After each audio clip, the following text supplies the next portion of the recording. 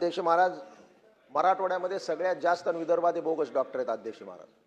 आणि यामध्ये बंगाली डॉक्टर्स म्हणून कलकत्त्याहून इकडून तिकडून आलेले खूप असे डॉक्टर्स आहेत जे ग्रामीण भागामध्ये बिल्डिंग बांधून ते आपले प्रॅक्टिस करतायत. म्हणून माझी मंत्री महोदयाला स्पेसिफिक प्रश्न आहे की आपण नर्सिंग ॲक्ट खाली यांचं रजिस्ट्रेशन आहे का नाही चेक करावं. आणि जसं आपण सांगितलं की यांना QR कोड दिला पाहिजे. यामध्ये अनेक पॅथी आलेत अध्यक्ष महाराज, युनानी असेल, ॲलोपॅथी असेल, आयुर्वेदा असेल, होमिओपॅथिक असेल, आता फिजिओथेरपीचे काही डॉक्टर्स आलेत. ही सगळी माहिती जनतेला मिळण्यासाठी एक चांगल्या प्रकारचं टास्क फोर्ससाठी आपण जिल्हा लेवलला केलं पाहिजे. आणि जसं आमदार साहेबांनी सांगितलं यामध्ये लोकप्रतिनिधीचा सुद्धा सहभाग असला पाहिजे. आता तुम्ही कलेक्टरला अध्यक्ष केलेला आहे, कलेक्टर वर्षातून एकही मीटिंग घेत नाहीत, एकही कुठं धाड टाकत नाहीत. लोकप्रतिनिधीला सगळ्या गावनागाव माहीत असतं की कोण कुठं बोगस डॉक्टर काय करतोय म्हणून.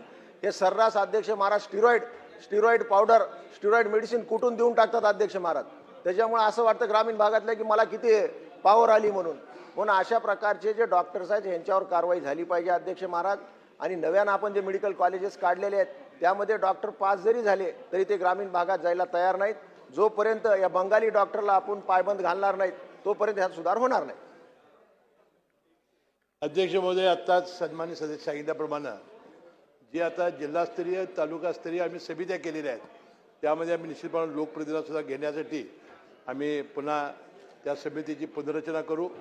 आणि जोपर्यंत लोक तक्रार करणार नाहीत किंवा अवामुख असा डॉक्टर बोगस आम्हाला वाटतोय तोपर्यंत शासनाला कळणार नाही.